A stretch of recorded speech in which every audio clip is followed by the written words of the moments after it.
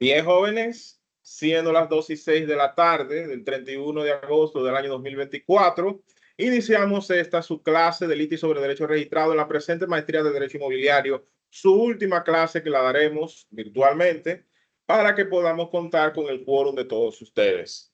¿Qué les digo? Ha sido un viaje maravilloso para mí, no sé si para ustedes, pero vamos a ver ese recorrido a través de lo que hemos trabajado en esta clase. ¿Qué tal le fue con el trabajo final? Bueno, profe, se batalló mucho. Eso es bueno, pero ganaron, que es lo importante. Vamos a ver, Eso lo porque vamos a ver si con el la nota. pronóstico, si el pronóstico es un 80, como usted dice, entonces no es una victoria, ¿no? Yo no dije que el ¿Cómo que pronóstico no? fuera un Claro que 80. sí. Yo no dije que el pronóstico fuera un 80. Yo dije que verlo desde 80 es optimista, porque por lo menos no están viendo espacio para quemarse. Lo que quiere decir que si hay espacio según su perspectiva de quemarnos, como yo lo No, veo. lo que quiere decir que todo puede pasar. Además, yo le puedo confesar algo. Si ustedes quieren, quédense tranquilos con eso. ¿Por qué? Porque yo no quemo a nadie. Ay, Los, Dios mío, es que más miedo da esa los frase. estudiantes se queman ellos. ¿Y es que está clavando un clavo? Ya. Bien. Un clavo, Entonces, disculpe, fue una puerta que cerré, discúlpeme, profesor. no hay problema.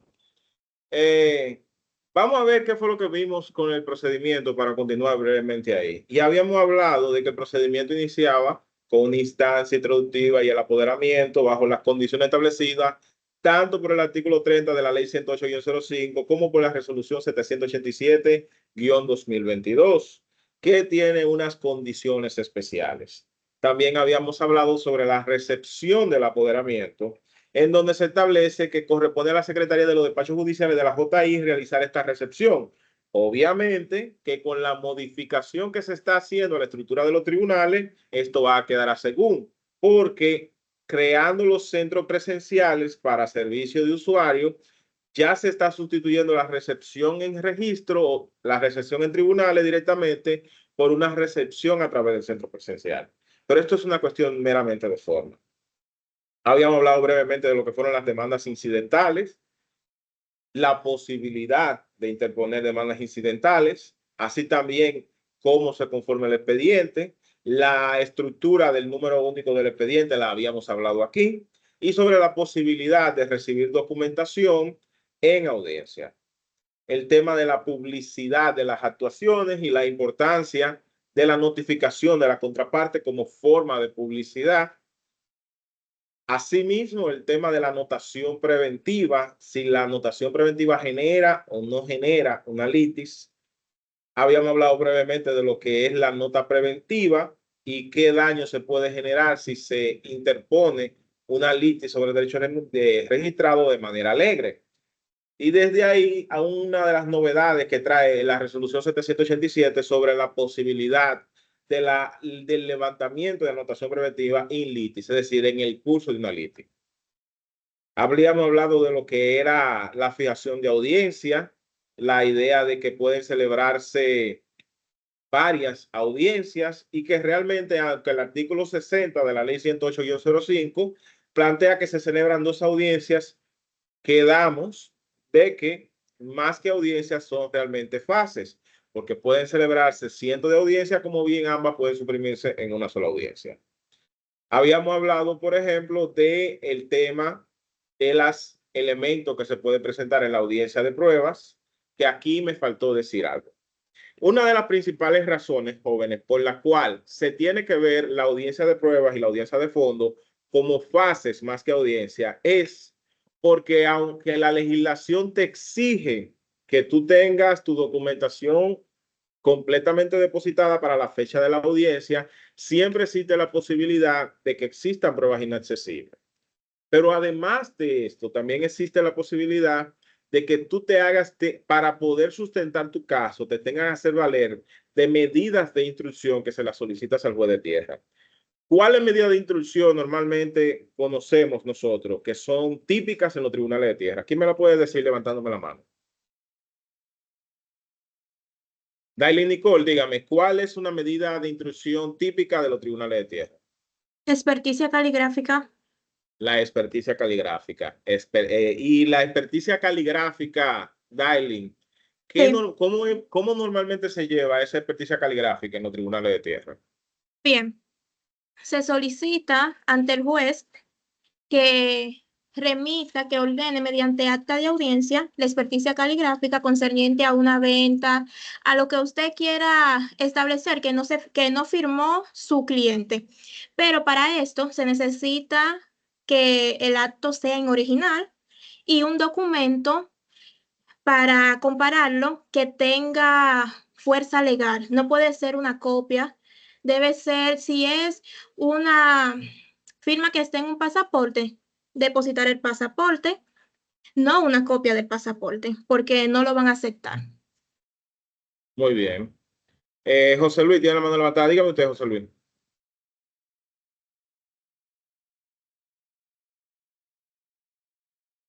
¿Tiene el micrófono apagado, José Luis? Dígame. Sí. Caramba, se me olvida el término ahora. Disculpe, profe, que se me pasó lo que tenía en la cabeza decir respecto a la medida de intrusión. Eso pasa, estamos sábados por la tarde. Francis Núñez, dígame. Maestro, como en todos los tribunales, la comparecencia. La comparecencia personal de las partes. Evidentemente que puede darse de dos maneras. Puede prorrogarse para que comparezcan las partes o puede darse lo que se llama una comparecencia personal inmediata. Sí. En todo caso, ajá, dígame, Francis. Digo que a veces no es solamente la comparecencia de las partes, a veces también se pide que se ordene la comparecencia del notario que intervino, por ejemplo, en un acto. Correcto. Que ya ahí no sería realmente una comparecencia porque a menos que el notario esté encausado, realmente sería un informativo. Perfecto. Porque recuerden que la comparecencia como concepto legal es cuando las partes de un proceso, demandante, demandado, interviniente voluntario, interviniente forzoso, las partes encausadas tienen la oportunidad de comparecer personalmente y dar su versión de los hechos. Entonces ya tenemos aquí lo que es la experticia caligráfica, la comparecencia. Ani Romel, que vi que tenía la mano levantada, no sé si fue por error. Dígame, Ani. El peritaje, maestro. Pudiera ser. Peritaje. ¿Cuál peritaje sería típico en tierra? Bueno, me agarró fuera de base, bro. Ah, perfecto. Vamos a continuar. Quizá bueno, no sería un agrimensor, pero lo pienso y le digo, o si alguien tiene alguna idea que lo comente. Perfecto, vamos a continuar por ahí mismo. José Antonio Corniel tiene la mano levantada, dígame. Un descenso también, profesor, que sería muy importante. Un descenso, exacto, un descenso al lugar del inmueble. ¿Cómo? Esa era lo que quería decir ahorita, pero lo que pasaba por mi mente era de que desplazamiento. Es un descenso, perdón. Descenso, pero el descenso implica desplazamiento. Hubiera estado correcto si lo dice. Entonces ya tenemos nosotros comparecencia, tenemos peritaje, tenemos experticia caligráfica que caería dentro del peritaje. Catherine, dígame, con su mano levantada, ¿cuál otra medida de intrusión se le ocurre? La debida identificación de un inmueble, o sea, que sería de mano de un agrimensor en el caso de los condominios o edificios. ¿Cómo sería esa medida? ¿Cómo usted la solicitaría al tribunal? La solicitud de peritaje mediante identificación de inmueble. Eso es. Pero ¿cómo se llama ese acto dentro de los reglamentos? ¿Cuál es el nombre que tiene? Bueno, ya lo solicito mediante peritaje de identificación, de ubicación o georreferencia. Bueno, georreferencia no, porque eso es mensura. Levantamiento parcelario. No, Levantamiento parcelario. O sea, básicamente es el nombre que tiene la medida conforme a la cual el agrimensor hace un levantamiento técnico con trabajos de campo y trabajos de gabinete, estableciendo cuál es la condición en la que se encuentra el inmueble, si tiene mejoras, si tiene colindancia, si tiene alguna situación particular y debe explicarla y graficarla. ¿Por qué el levantamiento parcelario pudiera considerarse una medida compuesta? ¿Quién sabe? Dígame, Catherine. No, o sea, es que yo la tenía, era en un ambiente de un ejemplo de apartamentos. ¿Por qué? Porque los Pues edificios se ahí se, identifican por la misma designación catastral y lo que cambia es el número de posicional de los apartamentos. Pero si no se identifica que es de la parte este o la parte norte, ahí a veces hay unas ligeras confusiones. Y esta parte es por un arquitecto, que es el cual hace los diseños de la estructura. sí, pero como es un levantamiento topográfico al final del día, porque realmente al tribunal no le interesa nada en términos de arquitectura, lo que le interesa son elementos topográficos, cae dentro de una especie particular de lo que generalmente sería un levantamiento parcelario, porque lo puede hacer un agrimensor, pero hay una permisión mínima en cuanto a condominios, pero eso es para presentar condominios, no necesariamente para el peritaje.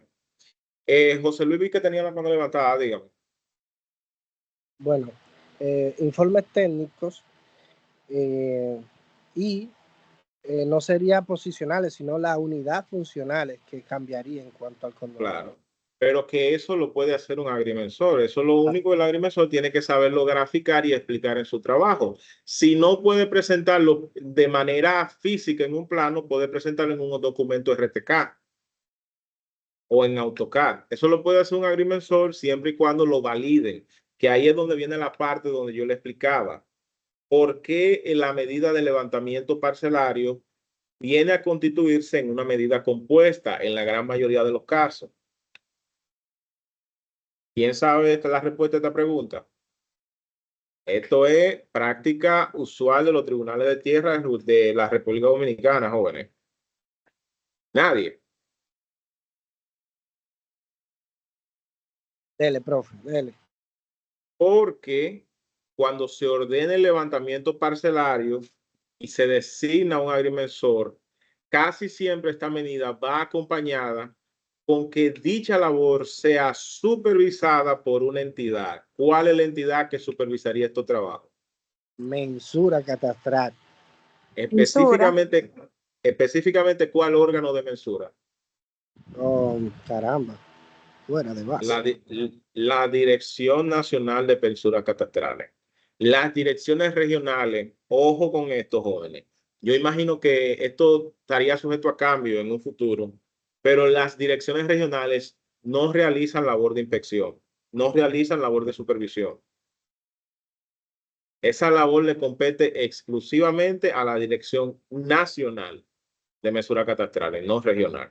Entonces, ya ahí ustedes pueden ir viendo, ya esas son las únicas medidas que se le ocurren. No aparece otra que se vea usualmente en los tribunales. Dígame, Angelina. Una pregunta, maestro. Como te dice que solamente tiene la capacidad de la supervisión la dirección, y se puede dar el caso que esa función de la dirección ellos lo deroguen hacia una A regional, una dirección regional, sí. Es pero siempre y perfectamente. cuando por la vía, ¿verdad? No puede la No, regional por- autodesignarse, tiene que ser por vía de la superioridad. le voy a contestar incluso con la práctica, Angelina. En mis inicios como juez de tierra, yo ordenaba inspecciones parcelarias, que es otra medida también de instrucción, que no es lo mismo que levantamiento parcelario, inspecciones parcelarias y supervisiones al levantamiento parcelario, y entendía que por un tema de proximidad no era a la Dirección Nacional de Mensuras Catastrales, sino a la Dirección Regional de Mensuras Catastrales. Resulta que dependiendo del director regional que te toque, te rebotan esa decisión diciendo no es de nuestra competencia, sino de la Dirección Nacional.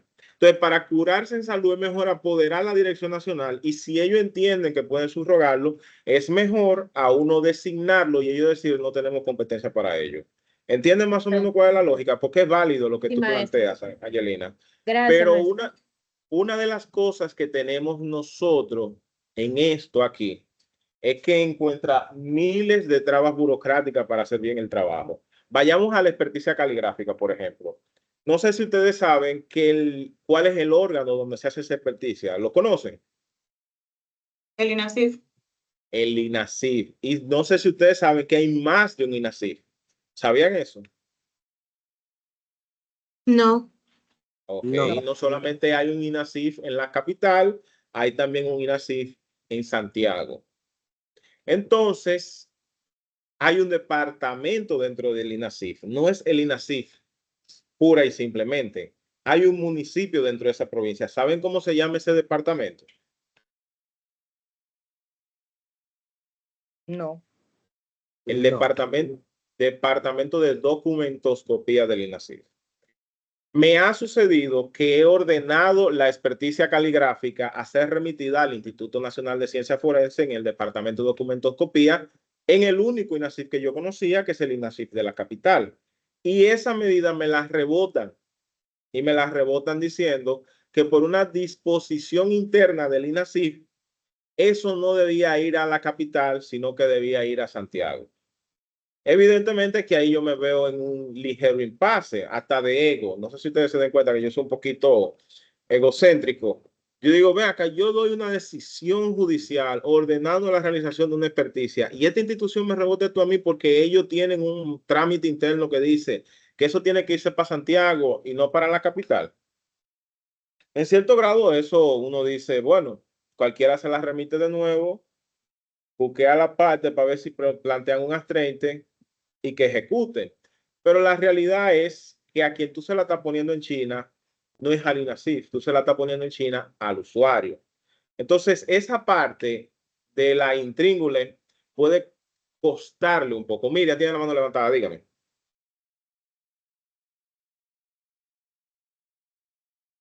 Quería preguntarle, y disculpe la interrupción, ¿en el INASIF se envía la dactiloscopía o no?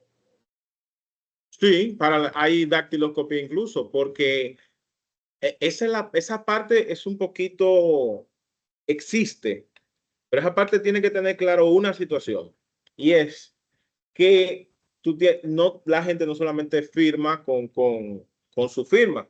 Hay personas que no saben firmar, entonces lo que tú tienes son las huellas digitales. Tú tienes un departamento de dactiloscopía. El detalle está en cuál instrumento comparativo tú vas a utilizar para comparar esas huellas digitales. Porque los casos, muchas veces tú puedes tener la persona viva, pero en otros casos son gente que fallecieron hace 20 años. Y habría que ver cuáles documentaciones existen con la huella digital de esa persona y que tú puedas avalar de que el fallo esté en el documento que tú estás atacando y no en el que tú tengas de instrumento comparativo. ¿Me entendieron con lo que yo le dije? Para menor complicación, Sí, piense en la canción de Capullo y Cerrullo de Johnny Ventura. Que no sé, ustedes me imagino que se saben esa canción, eso es como el himno nacional. Claro, ese profe. negrito, El negrito es el único tuyo. Exacto. Entonces, como mismo te pueden decir que el negrito es el único tuyo, te pueden decir con todo tu instrumento comparativo, no, espérate, son los instrumentos comparativos que están malos y el acto es la única huella válida. ¿Entienden? Entonces, en eso ustedes tienen que cuidarse fuertemente, tanto si ustedes quieren impugnar un acto como si le van a impugnar un acto a ustedes. Tengan eso pendiente, que ahorita quieren a un cliente suyo impugnarle un acto diciendo que no firmó eso y el instrumento comparativo que utilicen para decir eso sea esencialmente la huella o la firma de un acto que puede ser falso. O sea, todo eso se puede plantear. Entonces ya vamos por comparecencia personal, experticia caligráfica en el INASIF, peritajes, descensos. ¿Cuál otra? No hay otra medida que se le ocurra que se conozcan en los tribunales de tierra. Ya agotamos el límite. Testimonios. La prueba testimonial, perfectamente. Hay una prueba que es casi por default en la mayoría de casos, sobre todo lo que a usted le tocó en su trabajo final de litis sobre derecho registrado, que casi siempre hay que pedirla, sobre todo porque las pretensiones finales en la litis es una modificación registral. ¿Cuál sería esa medida? Dígame, Miriam. Certificado de estado jurídico. depósito de documentos. O un histórico del inmueble. Exactamente. Hay alguien con una bulla. Exactamente como dijo Annie, el historial parcelario o el cronológico. Entonces, vamos a recapitular. ustedes pueden tener un caso en sus manos donde, para mencionarle todas las medidas que hemos escuchado, sea necesario la comparecencia personal de las partes, depósito de documentos, informativo testimonial, experticia caligráfica, historial parcelario, levantamiento parcelario, inspección parcelaria y hasta un descenso al inmueble. ¿Me siguen? ¿Esto es correcto? Ahora yo quiero que ustedes me vuelvan y me respondan a la siguiente pregunta. ¿Cuántas audiencias que se celebran en los tribunales de tierra? Dígame, Francis. Varias. Todas las que resulten necesarias en el proceso, maestro. Todas las que resulten necesarias. Y el universo de todas estas audiencias se constituye la fase de prueba. Porque mientras quede abierta la audiencia de prueba, se te permite conocer tantas audiencias fueran necesarias hasta que se cierre esa audiencia. Y por eso digo que la terminología correcta no es audiencia, es fase. ¿Correcto? Esto no implica, jóvenes, de que a ustedes no le puedan trancar el juego en una audiencia de tierra. Se le puede trancar de múltiples maneras. Si ustedes no llevan los documentos en el plazo otorgado por la ley para la primera audiencia, le pueden trancar el juego. Si ustedes tienen un informativo y no traen los testigos, se puede declarar desierto. Si tienen una comparecencia y no viene el compareciente, se le puede trancar el juego. Si tienen un levantamiento, pero se dilatan con el agrimensor, se le puede trancar el juego.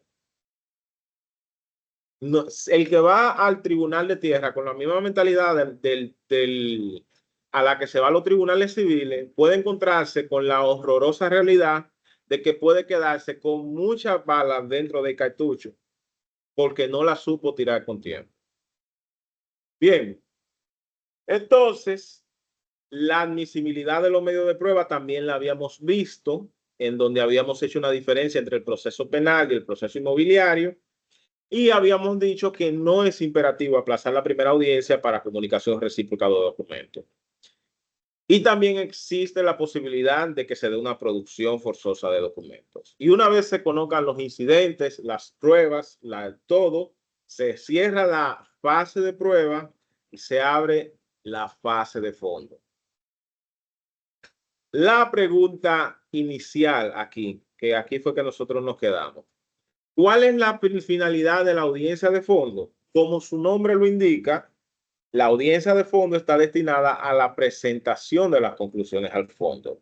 Sin embargo, cabe cuestionar si se pueden presentar incidentes o si no se pueden presentar incidentes en la fase de fondo. Mi tesis a este respecto es, número uno, y creo que eso lo habíamos hablado, gran parte de los incidentes en la ley 834 se pueden plantear en todo estado de causa, como es el caso de la incompetencia material o en este caso también la incompetencia territorial, como lo serían los medios de inadmisión, como lo sería una declinatoria por independencia y conexidad y como lo serían las nulidades de fondo. Por ende, aunque se haya cerrado la etapa de pruebas, repito, copien si es necesario. Aunque se haya cerrado la etapa de prueba, esto no impide que en la audiencia de fondo la parte demandada o la parte demandante plantee estos incidentes. Hay incluso una tesis mucho más abierta todavía y dice que todos los incidentes pueden ser planteados en la audiencia de fondo.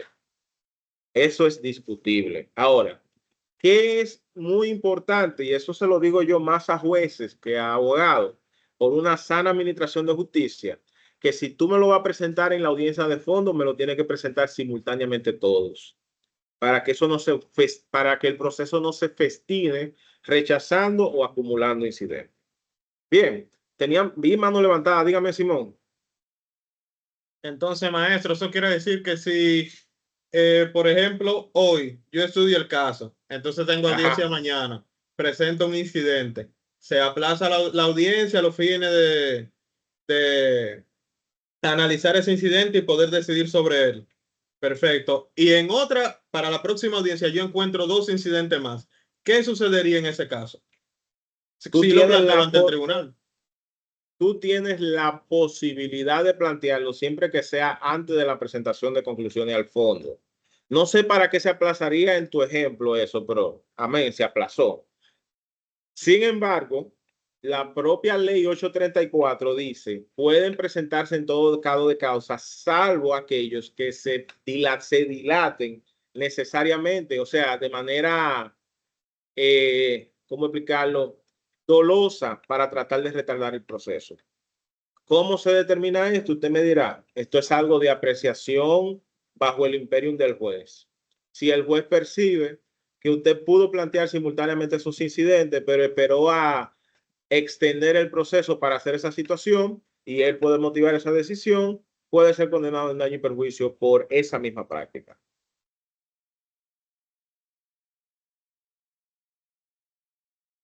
Chévere. En otras palabras, sí es posible, pero hay un riesgo. No sé si lo sabían ustedes. Ok, entonces eso va a depender del imperio del juez y quizá la motivación que yo pueda dar en la presentación de ese incidente. No, y el grado de seriedad con el que tú haces las cosas, porque mire también algo que influye bastante, y esto no va a salir en un libro de texto. La imagen que ustedes emitan al tribunal, no solamente por su reputación, sino por su actuar, como mismo lo plantea Carlos, si usted es conocido jus dilatorista o jus incidentalista y se ve a leguas que ese incidente tú te lo guardaste para último, eso es una práctica desleal. O sea, yo le voy a dar un ejemplo de algo que me sucedió en Cámara Civil. Yo suplí mi Cámara Civil, me topo con un procedimiento de alguien que está demandando a la aseguradora. No sé si ustedes saben que la ley sobre seguros y fianzas, creo que la ley 146-02, ustedes me confirmarán, esa, la 146-02, establece que siempre que se vaya a reclamar a una aseguradora por H o por R, se debe agotar un preliminar obligatorio de conciliación. Y algunas jurisprudencias erradas, a mi entender, han dicho de que ese es un paso impostergable. Es decir, si yo a ti te voy a demandar siendo aseguradora, obligado tenemos que sentarnos como amiguitos a hablar de si estamos o no estamos de acuerdo para continuar el pleito. Para mí eso es una disposición con la que limita el acceso a la justicia, es desigual y va a contrasentido de lo que es la audiencia conciliatoria. En un proceso civil que ya se había conocido una audiencia para comunicación de documentos, una audiencia para prórroga, una audiencia para prórroga de la prórroga, comparecencia, informativo. En la novena audiencia donde se va a concluir, el demandado se destapa con un incidente de inadmisibilidad de la demanda porque no se había agotado el preliminar de conciliación. Y yo pregunté, pero si ya se ha aplazado esto 9 veces, ¿cómo es que ustedes no se han sentado a conversar entonces para ese preliminar de negociación? No, magistrado, es que es un medio de inadmisión. Evidentemente que la intención es dilatoria. Ahí yo no te digo que se le condene en daño y perjuicio, pero se ve a leguas que quien plantea eso lo que quiere es o dilatar el proceso o incidentarlo sin necesariamente actuar de buena fe. ¿Me sigue? Sí, maestro. Dígame, Jessica. Una pregunta, y en ese caso que se ve a leguas esa situación, ¿el juez puede rechazarla esa medida? Yo rechacé la medida, o sea, el medio de inadmisión, condené al fondo a la aseguradora. Curiosamente, a mí en apelación me revocaron esa decisión, porque la Corte de Apelación entendió que el preliminar de obligatorio de conciliación era impostergable. Pero la decisión dictada por la Corte de Apelación fue a su vez casada, entendiendo que el razonamiento que dio la Corte para tumbar mi sentencia es una desnaturalización de lo que se pretende con la conciliación. Para explicarlo, porque me encanta explicar la cosa en términos llanos. Cuando el hermano mío y yo nos fajábamos a pelear, mi papá tenía la práctica de que nos diéramos abrazos, como para que todo salió bien. O sea, dar ese abrazo de la paz después de que uno se esté fajando la trompa. yo esperaba que estuviéramos abrazados y le daba otra trompada. Porque yo no estaba en ánimo de conciliar en ese momento, sobre todo si yo me quedé dado. Entonces, a la gente, tú no puedes colocarlo en posición de conciliar obligatoriamente, porque es una contranaturaleza de la conciliación. Y sí, a mí me dieron mis pecosones también, pero por lo menos pude demostrar mi punto. Así mismo, todo el mundo a la trompa y quedamos amigos. Básicamente es con esa anécdota yo trato de enseñarle a ustedes, no todos los casos están en condiciones de conciliarse.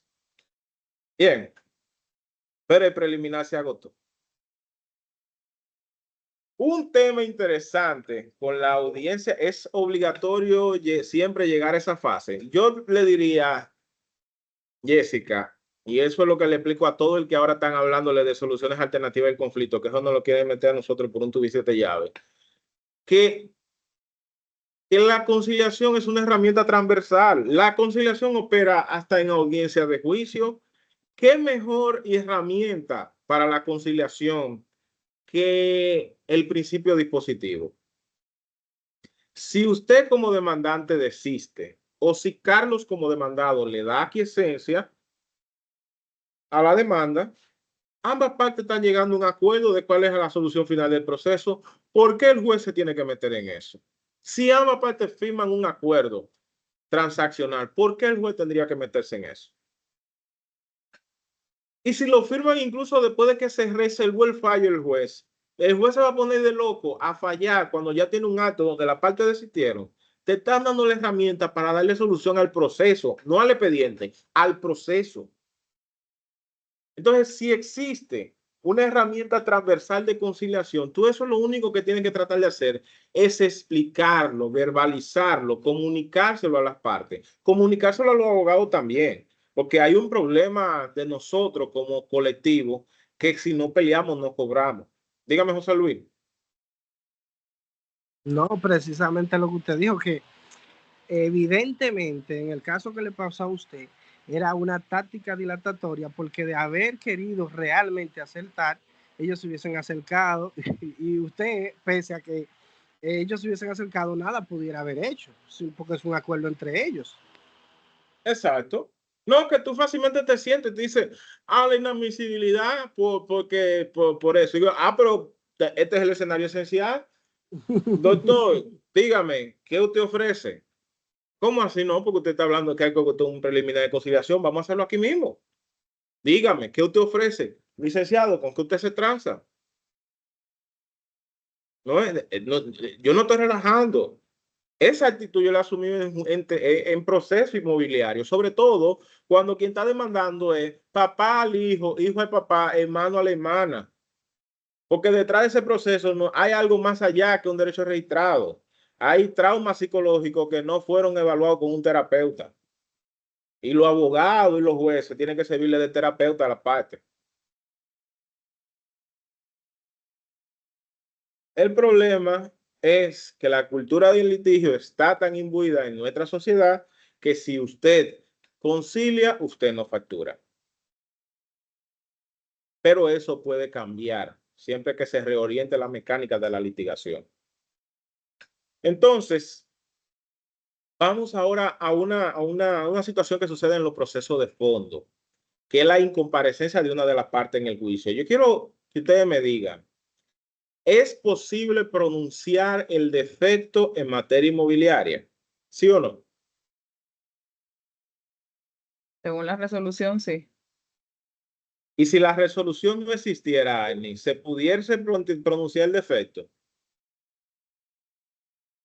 Entiendo que no, porque primero hay que agotar el principio de publicidad y evidentemente tú tienes que darle conocimiento a la parte interesada o a quien tú entiendes que es la parte interesada, conocimiento de la misma, del proceso. Claro, pero que el defecto no puede ordenarse sin antes darle la publicidad material vía la notificación.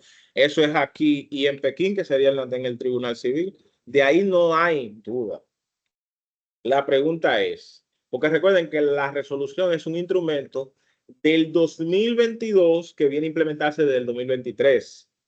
Así que tenemos que remontarnos antes de la resolución y utilizando solamente la ley o el reglamento que existía. Y le voy a dar un tip. Ese reglamento en parte hablaba de defecto.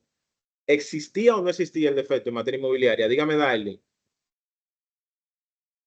Yo entiendo que sí, porque la misma ley establece el derecho supletorio cuando haya ambigüedad concerniente a algún proceso o pedimento que puedan hacer las partes. Y en base al derecho, a ese derecho, en el área civil, que es en la que sería regido, existe. Yo creo que sí.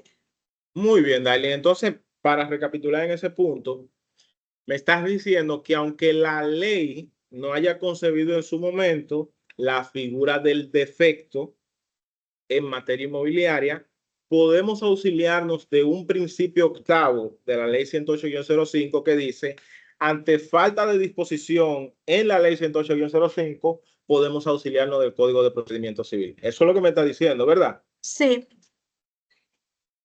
¿Quiénes más están de acuerdo con esa posición? De que por vía del derecho supletorio se puede concebir que hay defecto en materia inmobiliaria. Dígame, José Antonio Corniel, ¿qué usted piensa? Yo pienso que sí, profesor. El hecho es que ya sea como era un tribunal de carácter especial y su ley cuando en aquel entonces comenzó, los tribunales de tierra no lo estuvieran aplicando, ya sería otra cosa. Pero yo entiendo que más adelante, ya con un estudio profundo, Ese razonamiento es defectuoso. Muy sí, defectuoso. Me está poniendo la carreta delante del caballo. Me está diciendo, eso existe porque los tribunales lo aplican. Y es al revés. Los tribunales lo aplican porque eso existe. O sea, si usted se lleva, por ejemplo, de que los jueces de tierra toditos se racan aquí antes de su audiencia, tú dices, bueno, es una norma que antes de su audiencia toditos se racan aquí. Y cuando viene a ver, fue un ataque de raquiña que dio en una reunión de todos los jueces de tierra. O sea, no podemos llevarnos de la conducta del juez para verificar un presupuesto normativo, porque la conducta del juez puede ser muy distante a lo que se exige. No sé si está entendiendo por donde yo me estoy yendo. Esto es teoría general del derecho, más que derecho inmobiliario. Pero es importante esto para la práctica de ustedes, que no por el hecho de que ustedes de que hagan un sondeo y a 100 vacas le pregunten si la hierba es buena, la hierba sea buena, porque le estamos preguntando a vacas. Esa es la falacia ad número. ¿Me siguen?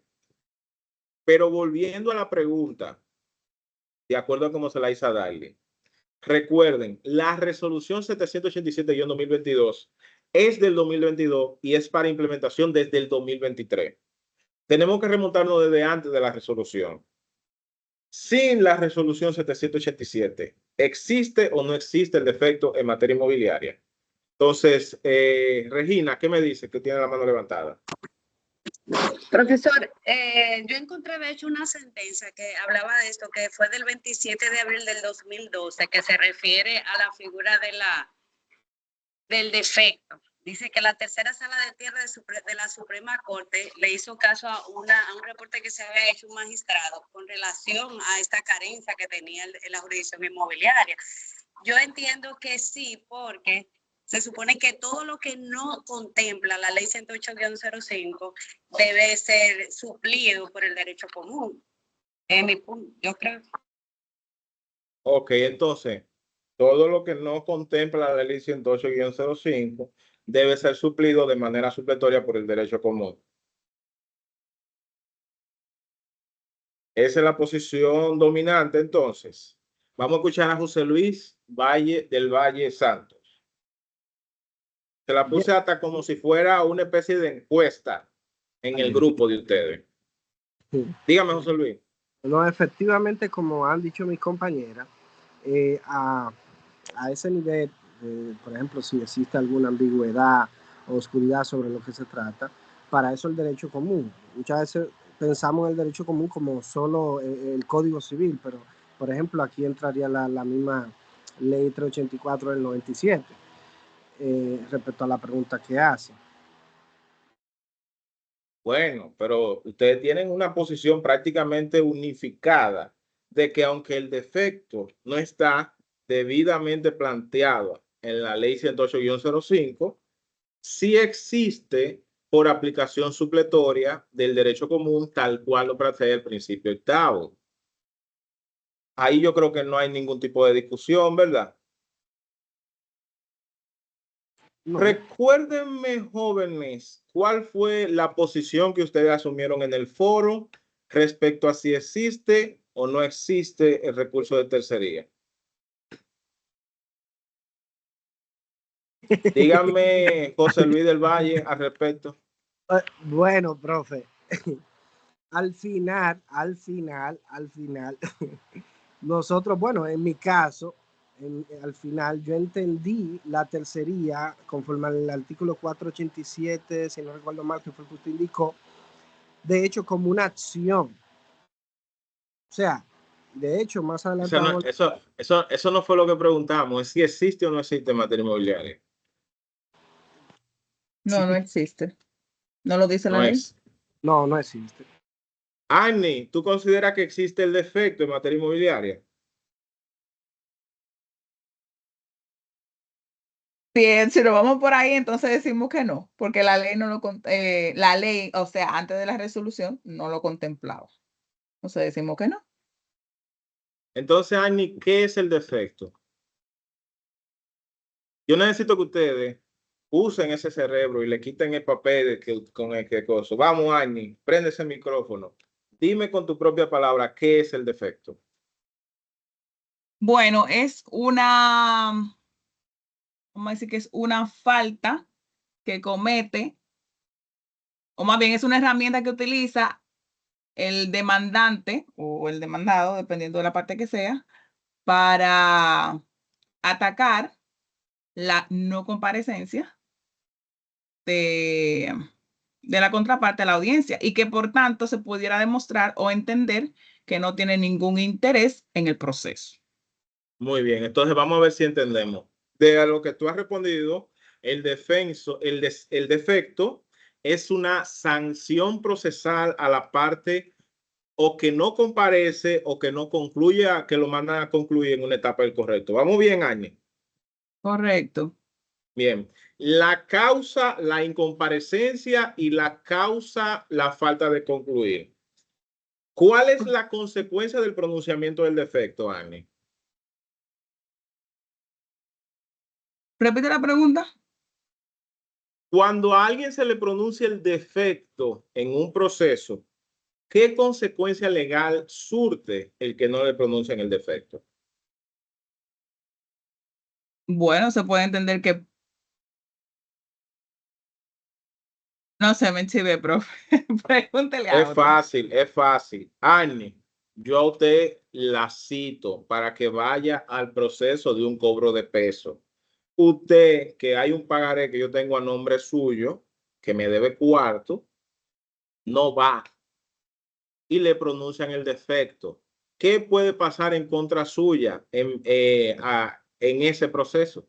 Que me ejecuten el pagaré, evidentemente, porque si yo no voy O a sea, defender... que la decisión surte efectos en su contra, aún usted no haya comparecido al proceso, ¿correcto?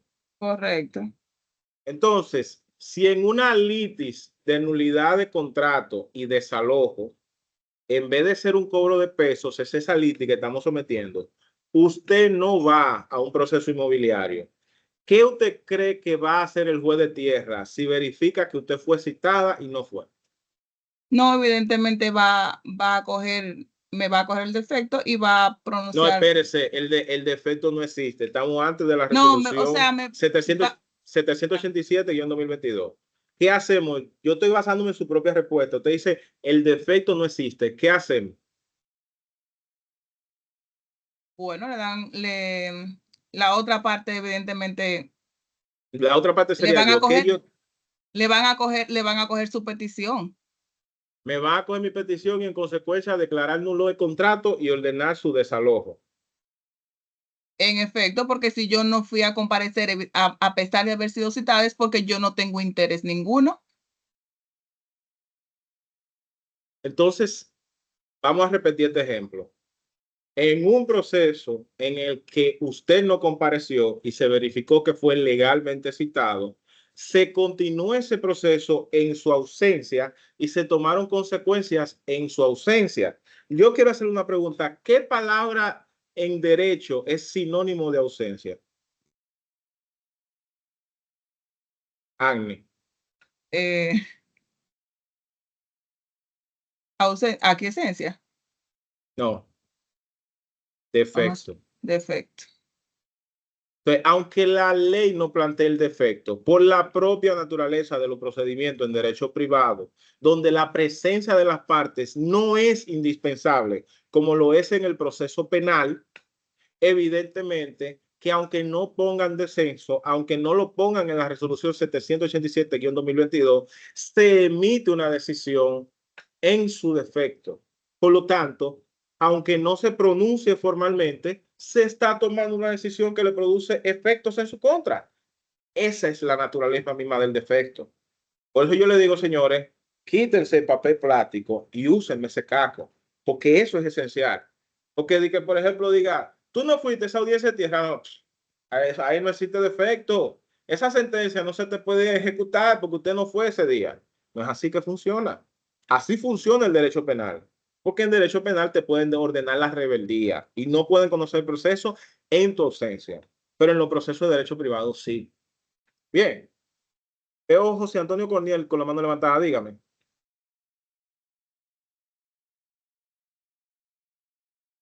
No, porque se me quedó levantada de ahorita. Ah, perfecto. José Luis del Valle tiene la mano levantada. Dígame.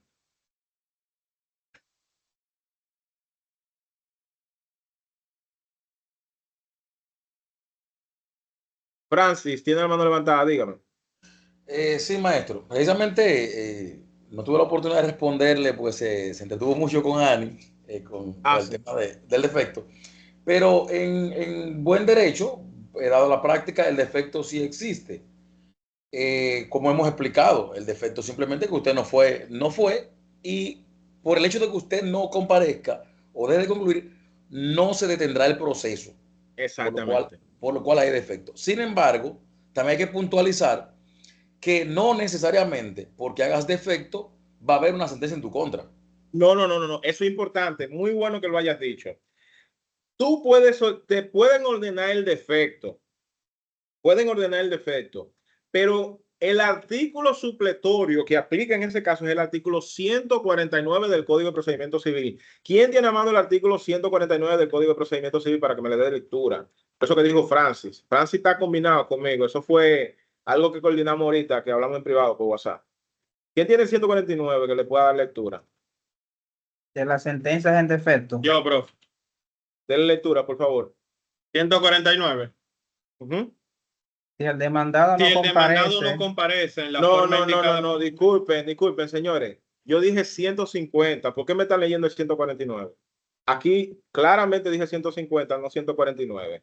El defecto se pronunciará en la audiencia mediante el llamamiento de la causa. Las conclusiones de la parte que lo requiera serán acogidas si se encontrasen justas y reposasen en una prueba legal. Sin embargo, ahí mismo lo puede dejar.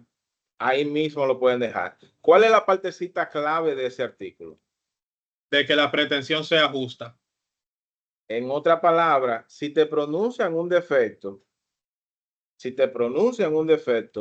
pero el demandante dice, él no fue, ¿para qué yo voy a depositar prueba? ¿Qué tú crees que le va a pasar al demandante en esa circunstancia? Relativamente tampoco fue. No, él fue, solo que le van a pasar el rolo en su presencia. Eso es ñangala, fuángala, cutángala. Eso ha pasado constantemente en tribunales. Si tú vas y demandas nulidad o en ejecución del contrato, no va a la contraparte, pero tú no depositas el contrato, ¿de dónde se lo va a sacar el juez? Hay una parte de ese artículo que siempre me ha hecho ruido, que es la forma en cómo se llaman los defectos en materia civil, que es la siguiente. En materia civil, si tú pronuncias el defecto y no has depositado documento, el juez te permite depositar documentación luego de que se cierre la audiencia. Es decir, sin haber debatido ese documento, tú vas y lo presentas para que el juez vea si la demanda tiene mérito o no. Nunca he estado de acuerdo con ese artículo. Yo soy de opinión y eso se mantiene en materia inmobiliaria, de que tú solamente puedes evaluar documentación que fue hábilmente aportada al proceso. Porque cuando viene a ver la razón por la cual Catherine no fue a la audiencia por la que le demandaron, es porque a Catherine vio lo que había y no vio que había pagaré. Dice, yo no voy a perder tiempo con eso. Pero luego resulta que sí había un pagaré. Ojo, esa es la opinión del Luis Adriano Taveras Márquez, que es minoritaria entre los civilistas. Catherine, tenía la mano levantada, dígame. Con respecto a lo que usted decía sobre la documentación que puede ser aportada luego de esa documentación debe de ser previamente ofertada ya al tribunal. En materia inmobiliaria sí, en materia civil no. En materia civil yo puedo depositar documentación de la cual nunca hice mención. Bueno, como yo no lo hago así, yo todo en mi medio los ofrezco antes de. No, eso está Pero perfecto. en materia inmobiliaria. Ojalá todo el mundo se lleve de tu ejemplo, Catherine, porque eso haría que no se haya que aplazar tantas audiencias por comunicación de documentos. Pero en materia inmobiliaria hay una fase de prueba y hay una fase de fondo, que en la figura del defecto influye fundamentalmente aquí. Si, por ejemplo, tú le tomas el defecto, sigue diciéndome, Catherine. Exacto, porque le iba a decir que incluso luego de pasado el tiempo ordenado por el tribunal para el depósito de las conclusiones, si yo no he conseguido el medio de prueba del cual quiero hacer uso, yo puedo solicitar una prórroga de la decisión del magistrado, y hasta que yo no deposite, mientras el magistrado me le esté dando, no se puede fallar ese expediente. No, y sin embargo, si tú aplazas para comunicación de documentos, aunque la parte no fue, tú tienes que citarlo legalmente para la próxima audiencia. Claro que sí. Lo que significa que aunque no fue, va a tener un segundo chance porque tú no trajiste prueba. Ojo con esto, señor. Una vaina que me da pique, de verdad se lo digo, pero es como el litigante que hay dentro de mí. Es cuando yo veo que una gente tiene su litis, la otra parte no da, pero dice, magistrado, está muy incompleto y necesitamos aplazarlo. Entonces digo yo, o no lo digo, sino que no lo pienso yo, pero por el amor de Dios, ¿para qué gastarte acto de algo así notificando a este pana si tú no estás completo con tu documentación? ¿Por qué? Porque tú lo vas a tener que notificar de nuevo. Deposita todo lo tuyo, sé eficiente. No sé, quizá es muy chulo verlo desde juez cuando yo paso más trabajo, cuando esté litigando. Dígame, Simón. Así lo haríamos cuando uno está seguro de lo que está haciendo. Bueno, dígame, Simón. Tengo una pregunta porque fue algo que me pasó, entonces yo quiero saber si soy yo como que malinterpreté el asunto o no sé. Yo estaba en medio de un proceso, ¿verdad? Yo asistí a las audiencias. Entonces, para la primera audiencia, todo el mundo fue, ¿verdad? Todas las dos partes comparecieron, excelente. Se aplazó la audiencia por X o Y razón. Entonces, para la próxima, la segunda audiencia, faltó una de las partes. Cuando tú dices una de las partes, ¿faltó uno de los demandados o el demandado? Faltó el demandado. El demandado es uno solo. Sí, uno solo. Perfecto. ¿Qué sucedió en esa audiencia que faltó el demandado? Se aplazó, pero no mandaron a notificar ni a citarlo porque ya había comparecido en una audiencia pasada, en la audiencia anterior. Eso es peligroso. Entonces, ¿qué sucede? Para la próxima audiencia, que también la fijaron, él tampoco compareció. Y ahí sí nos mandaron a citarlo. ¿Qué falló ahí? ¿Debimos citarlo desde la segunda audiencia? Bueno, ¿qué le digo? El tribunal, hay cosas que son implícitas, ¿correcto? Cuando ambas partes están presentes en un proceso y se aplazan, por lo general, el dispositivo va de la siguiente manera. Aplaza el conocimiento de la presente audiencia a los fines de X. Segundo, fija el conocimiento de la próxima audiencia. Tercero, la presente decisión, como dijo Carlos Antonio, vale cita, vale citación, vale notificación a las partes presentes y representadas. Ese cliché es muy importante porque es la constancia que tú tienes de que para la audiencia posterior que se va a conocer en octubre, tú fuiste citado, pero por acta de audiencia. Eso es muy importante, pero aunque no lo diga el tribunal, hay una práctica implícita entre los abogados de que queda citado por la decisión, que aunque no lo diga, eso no invalida la citación. Pero ¿qué te dice esto a ti? Que en sentido contrario, si alguien no fue a la audiencia, no hay forma de que esa persona haya quedado citado para la audiencia posterior. Por lo que desde el momento en que esa audiencia se aplaza, hay que citar a todo el que no está. Que déjeme decirle, por eso pregunté qué cantidad de demandados son. Porque cuando los procesos son complejos por la cantidad de partes que tienen. Mis amores, esos son los procesos en donde uno realmente se pregunta, ¿dónde que están esas dos audiencias?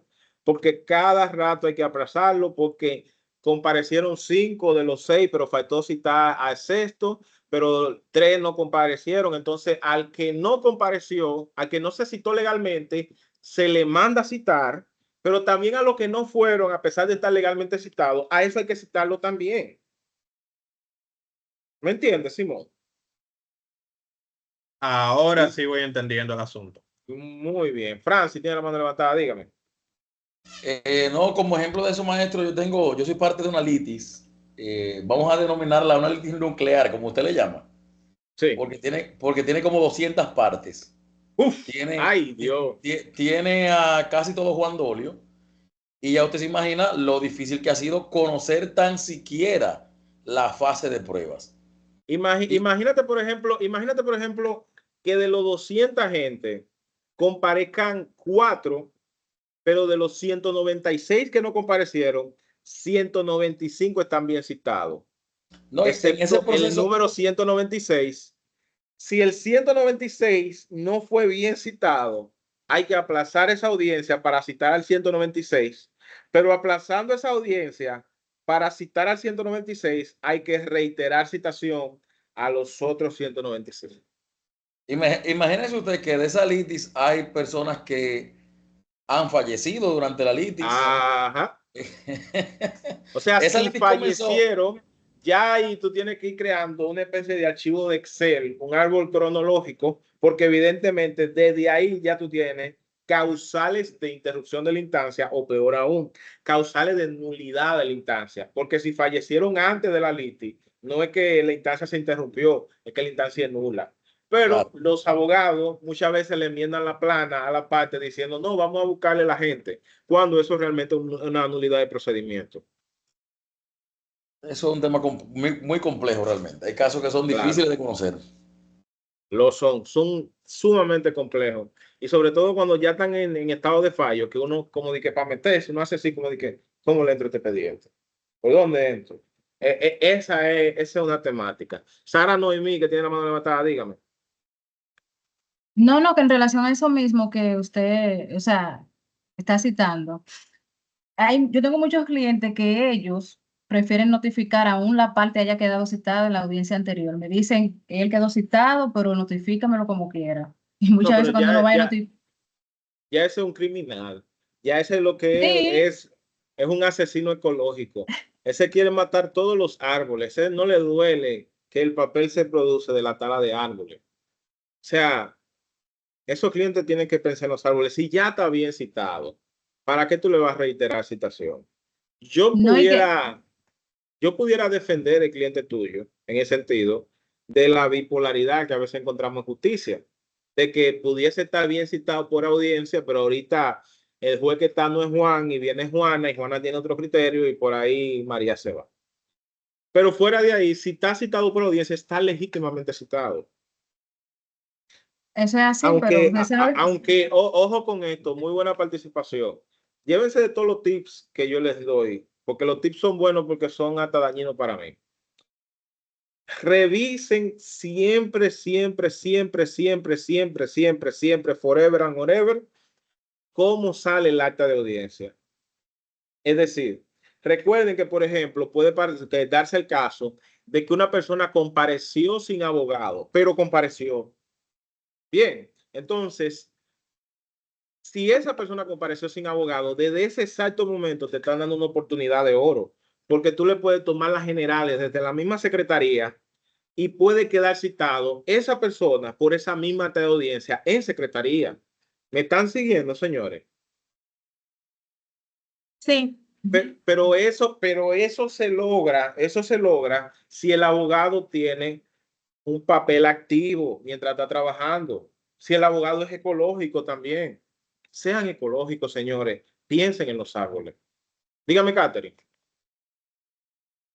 Justamente por esa parte iba, por el tema de las actas de audiencia, porque yo estuve en un proceso en el Tribunal Superior de Tierra donde hubo un error de la redactación del acta de audiencia, donde Redacción.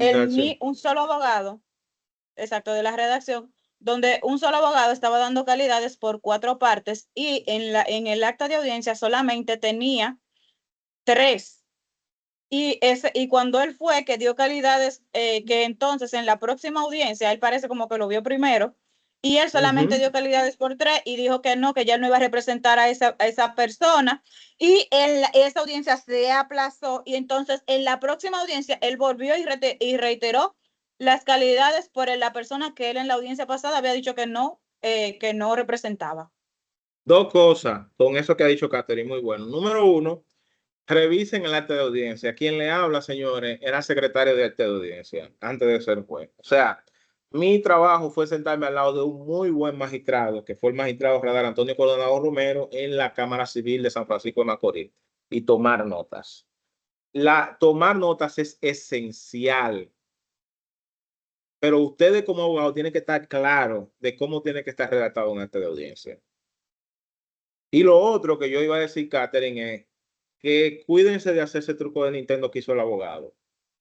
¿Por qué? Porque si en algún acta de audiencia anterior aparece que dio calidad por los 4 y luego viene con el truco de Nintendo diciendo que nada más fueron por 3, evidentemente que ahí está acudiendo a una actitud desleal, a una práctica chicanera y puede ser sometido por esa situación. Usted dirá, magistrado, deje su película. A nadie que hace actividades chicaneras lo someten. Es posible. Pero ustedes saben cuál es la mayor sanción que sufre el abogado cuando se le descubre flagrantemente con actitudes chicaneras. ¿Saben ustedes cuál es la principal sanción? Que se vuelve una ficha conocida en los tribunales. Exacto. Que su credibilidad quede en juego. Muchos aplazamientos se dan en tribunales porque creen en el abogado. Magistrado, tuve una dificultad en carretera y por eso no pude llegar. Usted fue el mismo que descubrimos comiéndose una instancia mientras la secretaria se distrajo. Eso pasó en Macorís. Si ese que se andaba comiendo instancia viene a querer decir que tuvo un problema en carretera, es muy poco probable que les crean para esas situaciones. Sobre todo en pueblo, porque en pueblo no conocemos todo y tratamos de tener un banco de datos de la gente. No, obviamente, no es un tema para uno por decir prejuzgar, pero muchas cosas dependen, y esto es de retórica, del ethos de la persona que litiga, del talante del orador. Pero yo no le voy a seguir adelantando eso porque eso es para clase de litigación y eso es algo extra. Bien, Simón del Carmen, dígame. Profesor, ¿usted no considera ya eso? Yo quisiera saber su criterio. Si esa cultura en la práctica del exceso de citación, entre comillas, en materia inmobiliaria, no se trata o no ocurre por un vacío de información con relación al defecto que tienen los abogados. No. No hay exceso de citación. Hay muchas citaciones irregulares y defectuosas.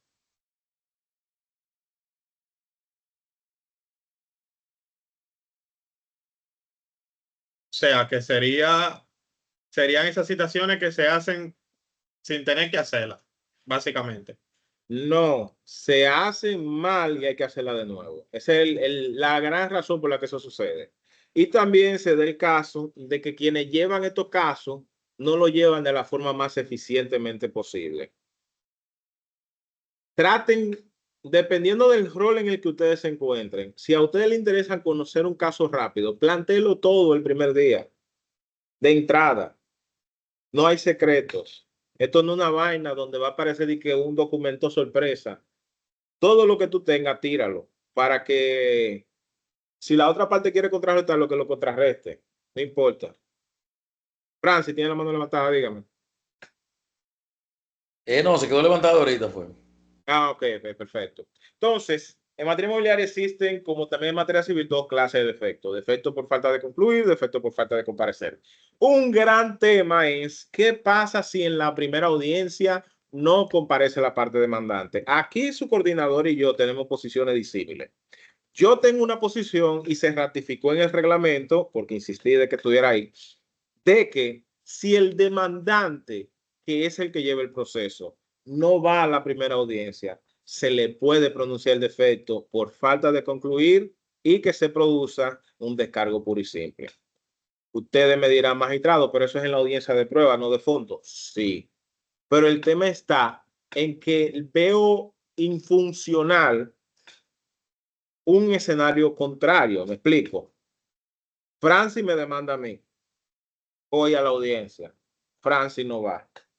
Conforme a la estructura donde no se pueda ordenar el descargo público y simple, como se hace en materia civil, tendría yo que solicitar que se cierre la audiencia de prueba, fijen audiencia de fondo, yo como demandado, citar a Francis como demandante y en la audiencia de fondo solicitar que se pronuncie el defecto en contra de Francis por falta de concluir y que se ordene el descargo puro y simple, que por demás es una decisión que no adquiere la autoridad de la cosa irrevocablemente juzgada porque se limita a archivar el expediente. Estimo yo que es más razonable que, como el interés de la medida de la acción, si Francis no fue a la audiencia, se pueda archivar el caso si yo voy como demandado. Dígame, Simón, que tiene la mano levantada. Sí, profe, para cubrir los escenarios que plantean los diferentes tipos de defectos o los dos tipos de defectos, yo hago lo siguiente. Cuando voy a solicitar que se pronuncie, pues simplemente lo hago de la siguiente manera, que se pronuncie el defecto por faltar a comparecer en la audiencia. ¿Qué opina usted de esa postura? Porque ahí básicamente los cubro ambos. En la esencia, cubriendo semántica. Y está perfecto, solo que hay un problema. El demandante, de conformidad con la teoría del derecho procesal civil, siempre comparece. Nunca se puede ordenar un defecto en contra del demandante por falta de comparecer. ¿Por qué? Porque se dice que el demandante comparece con la interposición de la demanda. En materia civil sería con el acto de emplazamiento. Con el acto de emplazamiento, tú ya estás compareciendo. En materia inmobiliaria sería con la introducción de la instancia de litigio sobre derecho registrado. Yo estoy de acuerdo con tu posición. Es esencialmente una incomparecencia. Pero para eso tendríamos que salir del aguijón semántico de que en materia de derecho privado, el demandante siempre comparece. ¿Por qué? Porque él es el que está encausando. Pero yo creo que la solución más práctica para mí es ordenar el descargo puro y simple, y eso lo permite la resolución. En un tribunal, en un tribunal donde yo me dé cuenta que no admitan esa figura, yo no me paro a solicitar nada. Yo dejo que la audiencia se cancele, que es en esencia un descargo puro y simple. Dígame, Agnes. Yo tenía otra cosita que decir antes de Agnes. Ok, dígame. Dale, dale, Simón. Lo que pasa es que en esa misma tesitura, entonces, quizá yo pueda plantearle un escenario en el que tampoco se pueda hablar sobre alegar la incomparecencia del demandado, porque ¿y si éste interpone una demanda incidental? Entonces también, en parte, sería demandante y comparecería a través de ese emplazamiento. Sí, pero tendría la naturaleza parasitaria frente a la demanda principal. No le quito el término del que tu acción tenga cierto grado de autonomía como demandante incidental. Incluso en mi sentencia, si el demandado devuelve con una demanda reconvencional, yo digo que el demandado principal y demandante reconvencional, Simón Fulano, ¿por qué lo identifico de esa manera? Porque tú ya no eres un mero demandado, tú eres demandado y demandante al mismo tiempo. Pero ya ese es un escenario que se ajusta a la misma realidad. Ya desde ese momento, a ti que hiciste demanda reconvencional, no se te puede presentar la incomparecencia porque ya tú eres demandante. Eso es lo que quería tener claro. Exacto. Excelente. Dígame, Arnie, que tiene la mano levantada. Sí, maestro. Realmente la postura que usted plantea, que me parece la más lógica, evidentemente, porque el demandante, pues se supone que en principio no. Sí. Atrévase a decir lo contrario un día como hoy. No, que vamos no, a ver no. notas finales. No, no es eso. Lo que quiero saber es que usted dice que la coordinadora, entiendo que Keila tiene una postura distinta. Entonces me gustaría saber cuál es la postura de Keila en ese sentido, porque la que me parece lógica es la suya, pero quiero saber cuál es la posición de ella. Esa postura la hemos debatido, que ella incluso hasta tiene artículos académicos, ya tiene su fundamento para decirlo. Realmente es un contrasentido plantear defecto por falta de concluir en una fase que no fue llamada para concluir. Pero yo, con el respeto que le tengo a Keila, porque Keila tiene su posición bien fundamental, yo tengo la mía, yo creo que eso es reducir el problema a un tema semántico, es decir, independientemente de que sea para concluir o para presentar pruebas, usted es demandante, el interés es la medida de la acción, y si usted no fue, usted no quiere eso. Ahora, esto sí es importante, también depende de lo que tú quieres como demandado. Si como demandado tú no quieres de cargo puro y simple y lo que quieres es un rechazo al fondo, ahí sí tiene que conocer las dos etapas. ¿Por qué? Porque por algo tú quieres un rechazo al fondo, y esto es lógico. Si esta persona me va a seguir azarando con una demanda que no tiene mérito, yo no quiero que sencillamente me den un descargo puro y simple para que vuelva y me encauce. Yo quiero matarle el gallo en la funda en el mismo procedimiento que adquiere la autoridad de la cosa irrevocablemente juzgada. E incluso me puede servir a mí como fundamento para una demanda por abuso de derecho o para lo que sea. Es decir, ya en ese escenario entiendo perfectamente la necesidad de conocer la audiencia. Pero si lo único que tú quieres es un descargo puro y simple, ¿para qué conocer dos audiencias?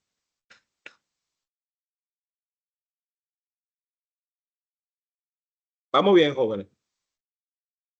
Sí, vamos aprendiendo bastante. Sí, excelente. Bien, entonces, gracias. El expediente en estado de fallo, cuando las partes concluyen al fondo y se vencen los plazos, el expediente queda en estado de fallo y el tribunal tiene un plazo de un día, no vamos a decir cuántos días, tiene días ahí, pero depende de los tribunales, sobre todo si el tribunal en cuestión no le han puesto abogado ayudante,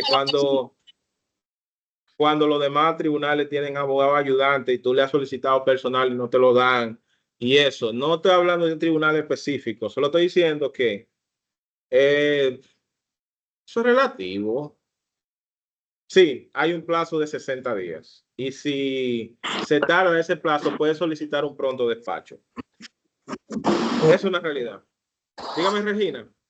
Diga el plazo, profe, que eso es importante. Hay un plazo ahí, no hay que estarlo diciendo. 60 días. Está en la ley. Pero no se desesperen. Entonces, está eso. Y ustedes, yo no sé si ustedes, por ejemplo, vieron el foro y yo le hice una pregunta. Sí, esta materia se llama los recursos ante la jurisdicción inmobiliaria. No. No. Litis sobre derechos registrados. No. Entonces, de hecho, viene una materia por ahí con esa parte. Litis sobre derechos registrados. Muy bien. Yo quería saber, tratando de entender, profesor, de ustedes, pues lo siento como que es medio bipolar. ¿Por qué el profesor de ustedes de esta materia de litis le hace una pregunta que tiene que ver con la tercería? ¿Por qué? ¿Por qué lo pone a ustedes a querer volar esa materia? Vamos a escuchar a Regina. Tiene la mano levantada. Dígame. Yo no la tenía levantada, pero ya que usted me llamó, yo realmente tengo una situación muy particular en el que yo entiendo que el recurso de tercería en derecho inmobiliario me hubiese ayudado mucho. Yo particularmente. Aunque no exista ahora mismo, yo entiendo que ese recurso en derecho inmobiliario podría servir mucho. Muy bien. Vamos a escuchar a José Luis del Valle. Bueno, yo pienso, profesor, que usted trata de abrirnos la cabeza respecto a eso. No, yo no soy Jack el Destripador.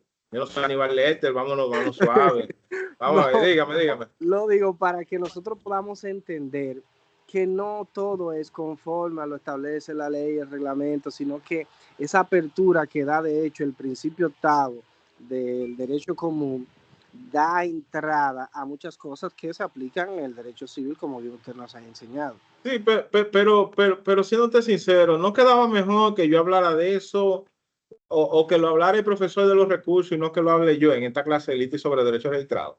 Yo no me estoy, no me estoy como volando etapas.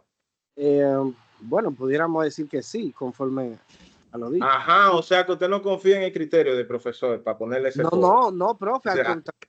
A mí en lo personal me ha sido de mucho provecho precisamente esa parte de la tercería. Vamos a ver. No, Dígame usted, Miriam. Bueno, yo pienso que usted lo puso para que nosotros aprendamos los diferentes mecanismos de una jurisdicción y de otra. Como que cuando entremos en materia, no nos quedemos enfocados en solamente analizar una convicción de un documento depositado, una demanda, un manejo entre dos personas, sino como que ampliemos la gama. Eso nos llevó, como quien dice a mí, por ejemplo, a investigar todo, a abrir todo, a chequear, a buscar sentencias pasadas. Entonces, siento que fue muy oportuno, porque si ya estamos hablando de litis, la tercería, si existiera, fuera un juego que nos llevara a otro proceso de una demanda. ¿Por qué ustedes hablan de la tercería como un fallecido? Ay, si estuviera aquí entre nosotros. Bueno, yo miré una sentencia del 2012 y busqué varias cosas donde realmente ese recurso en materia inmobiliaria no existe. Mas, sin embargo, una intervención, o sea, todo lo que procede en una litis, por ejemplo, en el caso de nosotros, que es una litis de herederos y que en materia, o sea, nosotros, el tema de nosotros, que es una demanda en partición de bienes hereditarios.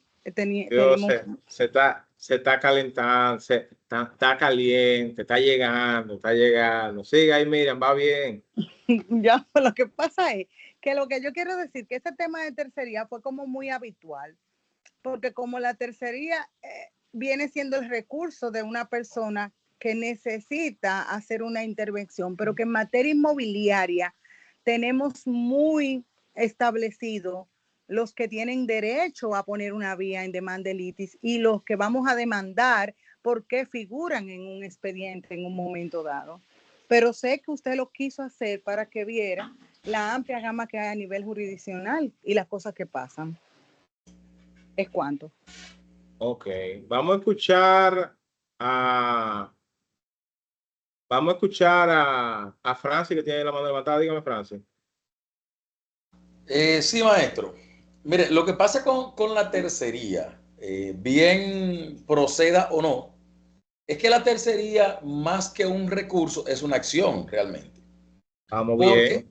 si vamos a interponer una tercería, la vamos a interponer por ante el tribunal que haya dictado la sentencia, no necesariamente como si fuera una apelación ante el tribunal de alzada.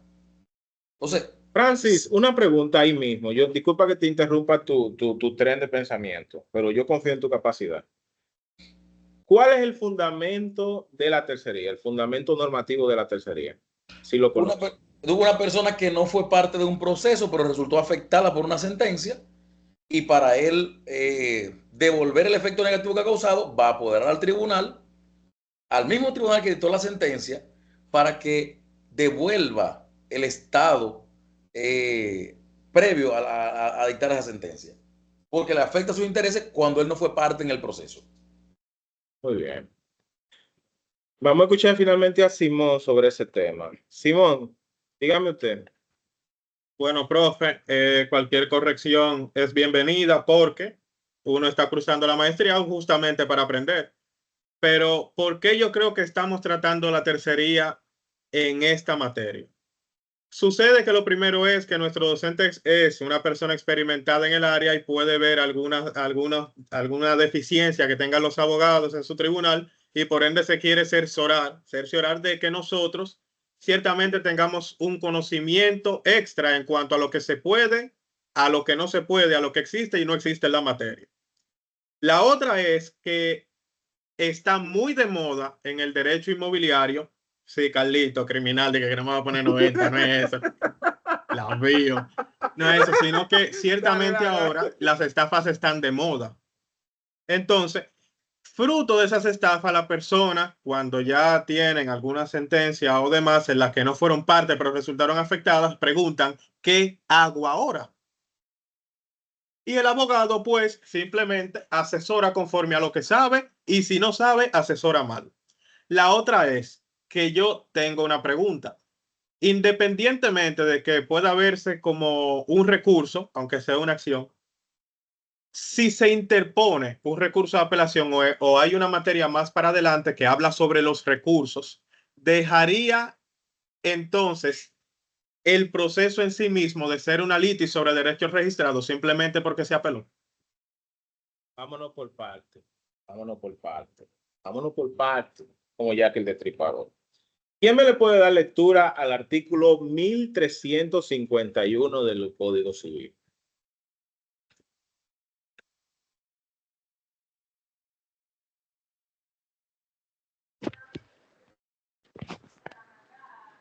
Yo, maestro. Démele lectura, por favor. La autoridad de la cosa juzgada no tiene lugar sino respecto de lo que ha sido objeto de fallo. Es preciso que la cosa demandada sea la misma, que la demanda se funde sobre la misma causa, que sea entre la misma parte y formulada por ellas y contra ellas, con la misma cualidad. Básicamente, ¿qué le está diciendo a ustedes ahí sobre la sentencia y el efecto que tiene que tener una sentencia?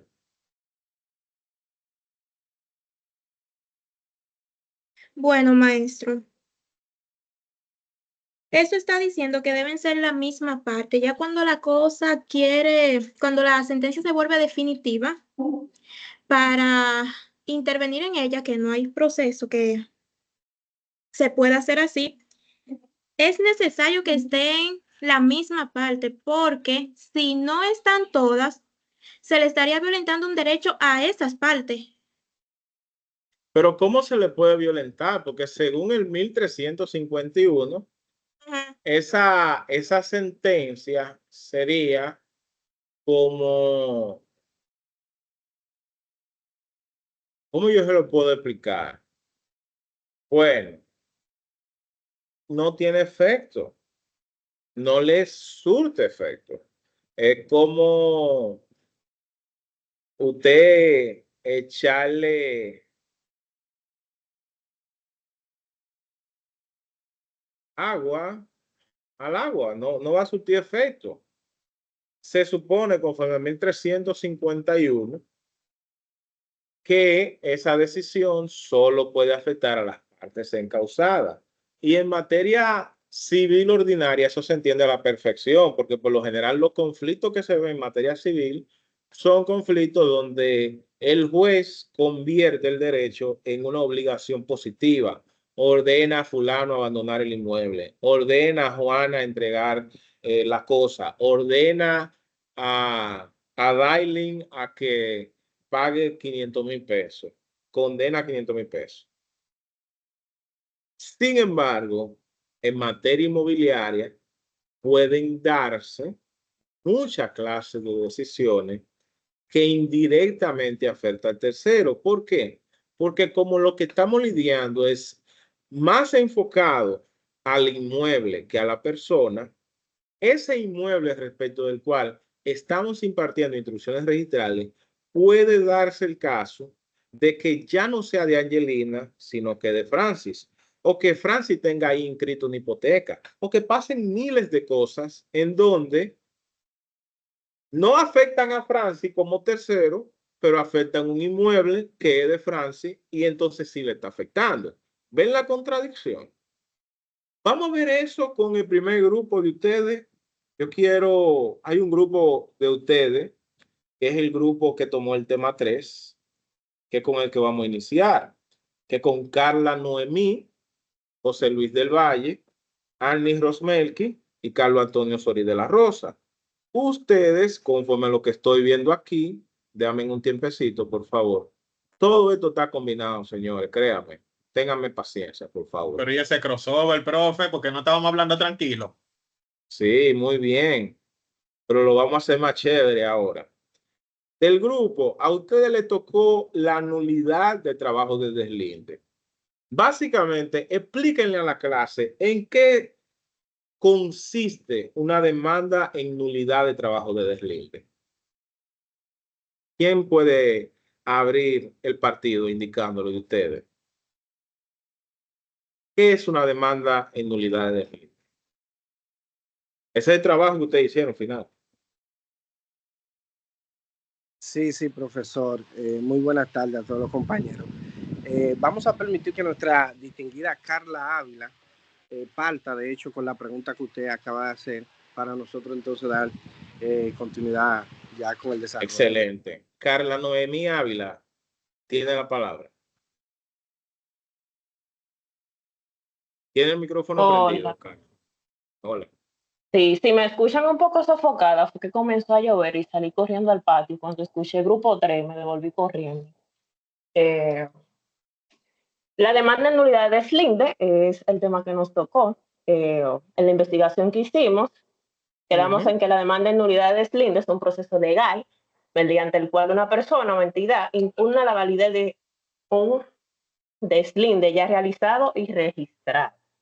Bien, y quiero aprovecharte ahí mismo, Carla. ¿Qué es entonces un deslinde? Ay. Otro agente que quiera hacer pis y corre. Ayudar. ¿Me escucha? El deslinde, profesor, no es más que la correcta individualización, determinación y delimitación de un inmueble. Ok, ¿quién ayuda a esa definición que acaban de dar? Yo. ¿Me escuchan? ¿Alguien? Le escucho. Ok, se supone que con el deslinde se fijan los linderos de un terreno con relación a los demás colindantes. Muy bien, pero quiero que me den una palabrita clave cuando me definan el deslinde. Porque si vamos a anular un deslinde, tenemos que saber qué es un deslinde. Dígame, Carlos. Bien, maestro. La misma ley lo define como un proceso contradictorio que se conoce ante tierras competentes. O sea, en esencia, la demanda o es la litis en nulidad de deslinde es una litis que persigue la anulación de un proceso conocido para determinar e individualizar la propiedad de una parte. Y ese proceso de conformidad con la ley, ¿cómo debe ser llevado, Carlos? Contradictorio. De manera contradictoria, maestro. De manera contradictoria. ¿Ante qué órgano? Ante el Tribunal de Tierra competente, o sea, ante el Tribunal de Tierra de Jurisdicción Original. Entonces, el Tribunal de Tierra, ¿en qué fase del deslinde interviene? En la fase en la etapa judicial.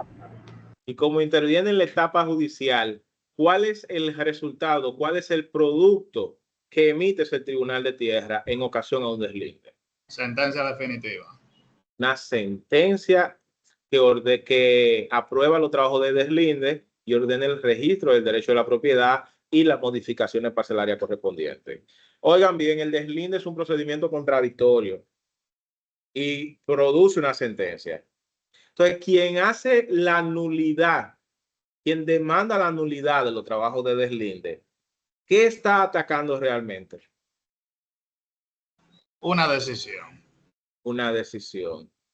Entonces, bueno, maestro, perdón que lo interrumpa. Yo estuve analizando el tema con los compañeros y yo entendía que realmente lo que persigue el que demanda la nulidad de un trabajo de deslinde es que un tribunal verifique la irregularidad de ese proceso que dio como resultado dicha sentencia y por tanto, como se puede verificar una irregularidad de ese procedimiento, no tiene por qué surtir efecto la sentencia que se dictó en primer lugar. Pero hay un problema ahí, Carlos, y ese debate lo teníamos entre jueces. ¿Qué hacemos con la sentencia que ordenó el deslinde entonces? Porque van a coexistir dos sentencias. Exactamente, también lo conversaba con los compañeros que ese asunto de la nulidad es una problemática porque estamos hablando de que hay ciertos principios, que un ejemplo es el de el principio de la cosa juzgada y el desapoderamiento que tienen los jueces de primera instancia y el no bis in idem que aplica en esa ocasión, porque estamos hablando de, dígame. Sí. Sigue diciendo. Estamos hablando del mismo objeto y de las mismas partes. Entonces, seguro que son las mismas partes. No, bueno, por lo general, ¿quién es que demanda la nulidad de trabajo de deslinde? Un tercero que está siendo afectado. Entonces, si es un tercero, ¿fue parte del proceso contencioso de deslinde en primer lugar? No, efectivamente no. Entonces, ¿quién de ustedes me define la tercería? ¿Cómo normalmente se define la tercería? Como una acción interpuesta por una persona que no fue parte del proceso, pero que sí salió afectada por esa decisión. ¿Y cómo ustedes me definirían la litis nulidad de deslinde? Ciertamente que esa persona ha sido afectada por esos trabajos técnicos. Entonces, pudiéramos decir, por lo menos para los casos en que el deslinde no fue administrativo, de que la litis nulidad de deslinde es una modalidad de tercería en términos prácticos. Yo diría que sí.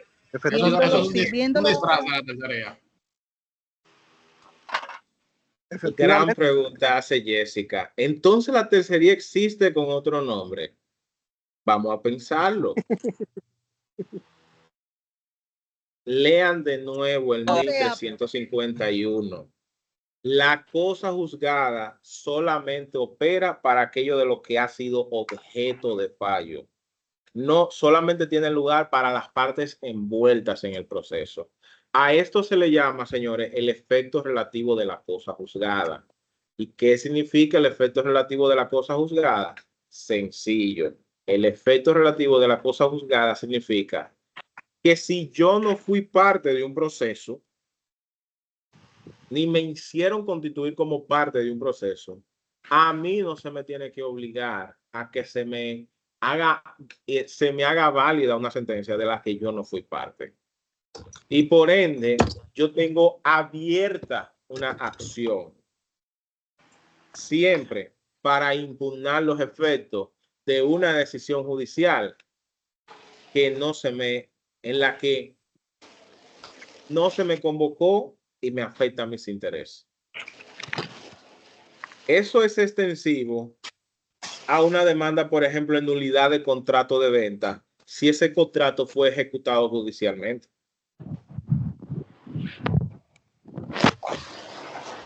Miriam, dígame, Miriam.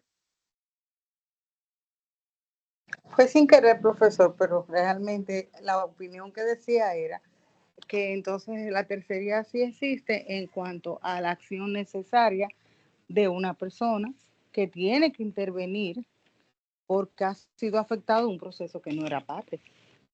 Claro que sí. Un proceso en el que yo no fui parte. Ojo, que yo no fui parte porque no fui citado, porque si fue que me citaron y yo no fui, yo no me puedo hacer loco. ¿Entiendes? Un proceso en donde no fui parte y me está afectando, yo puedo interponer acción. Por eso el artículo 478 del Código de Procedimiento Civil habla de deducir tercería, porque se deduce que si esa sentencia yo no fui parte, pero me afecta, por efectos relativos de la cosa juzgada, está abierto para mí las vías para yo reclamar. Porque, por ejemplo, para saltar a otro grupo tiene el grupo 6, que serían Corniel, Sara, Noemí y Catherine, la demanda en inclusión de herederos. Dígame, grupo 6, ¿qué es una demanda de inclusión de herederos? Una demanda en inclusión de herederos es por la cual una persona que entiende que tiene derechos sobre un inmueble lo reclama después de haber sido excluido o omitido. ¿Excluido o omitido cómo? Bueno, entre la casuística que nosotros tomamos fue de un par de hermanos, los cuales tenían ambos derechos sobre la madre, pero inteligentemente una hermana hizo un acto de determinación de heredero y se adjudicó el inmueble, y el hermano omitiendo los derechos del hermano y declarándose como única heredera universal de la madre.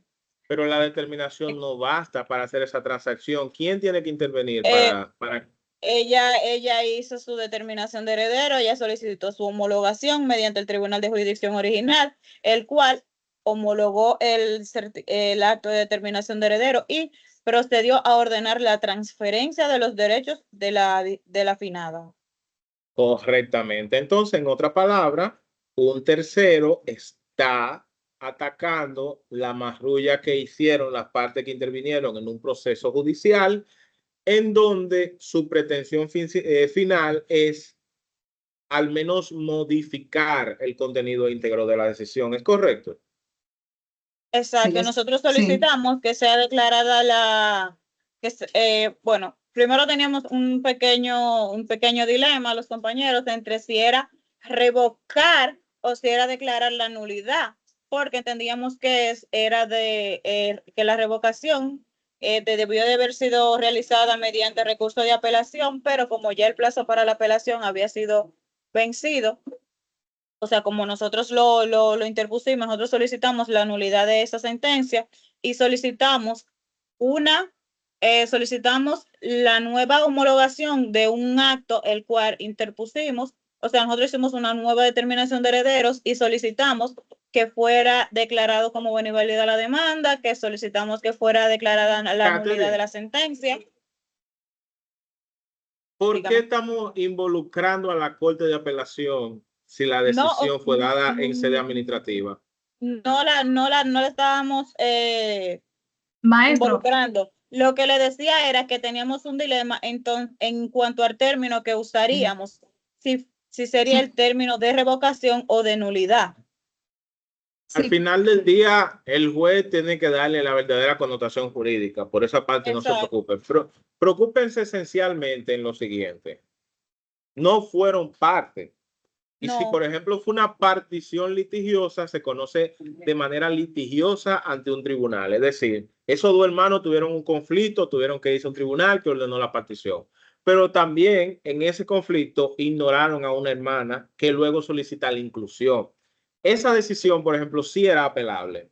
Pero para accesar al recurso de apelación, recuerden, se tiene que tener calidad e interés, y se tiene calidad cuando tú fuiste parte del procedimiento. Sí. Maestro. O sea, dígame a ver. No, que en ese mismo orden que ella dice que teníamos ese dilema, por eso finalmente nos pusimos de acuerdo en que en vez de que sea revocación, sea la nulidad. Así quedamos de acuerdo. Puede ser incluso ni revocación ni nulidad. Porque por lo general la inclusión de herederos, ¿qué persigue? Que se redistribuyan los bienes. Exacto. Entonces, sí, así también nosotros solicitamos la cancelación del certificado de título que había sido emitido con la cantidad de los 1000 metros en favor solamente de la que hizo el proceso. Entonces solicitamos que sea declarada la nulidad de ese certificado de título y que sea emitido un nuevo certificado de título que ampare los derechos de ambos hermanos con su respectiva partición, 500 metros para uno, 500 metros para el otro. Muy bien. Entonces, pero ahí ustedes van viendo que en cierto modo la pretensión de detrás de una inclusión de herederos terminan siendo una modalidad de tercería. Le voy a poner algo más sencillo. La razón por la cual les puse a estudiar la tercería es porque cuando nos sembramos en los conceptos, en los tabúes, en la semántica, nos quedamos viendo el dedo cuando el maestro dice, miren hacia allá y no hacia donde él está apuntando. El 90% de las litis que llegan a los tribunales de tierra son demandas en tercería. Son recursos de tercería. Son tercería porque casi siempre, ¿quién es el que está reclamando? Un tercero afectado por una negociación hecha a sus espaldas. Y muchas de esas negociaciones fueron ratificadas, homologadas y hasta discutidas judicialmente en un tribunal de tierra. ¿Me siguen? sea, esa era la parte que quizás no se ha explicado bien a los abogados cuando le dicen si existe o no existe el recurso de tercería. Yo siempre digo lo mismo, el recurso de tercería existe. Lo único que para que no te lo rechacen, no le pongas recurso de tercería. Ponle litis sobre derecho registrado.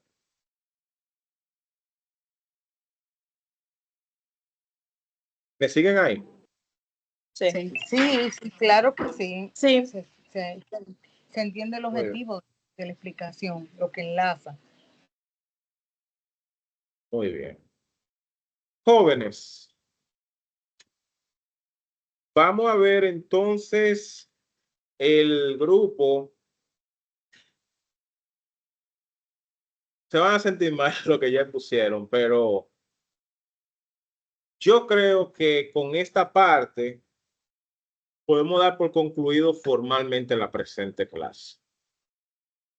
Y podemos dar por concluida la presente asignatura. Como queda todo este tiempo, lo vamos a aprovechar para que sirva de espacio de preguntas y respuestas que ustedes tengan sobre la litis sobre derecho registrado para que la debatamos aquí. No tienen que quedarse, pero estamos ahí. Deme un tiempecito, por favor.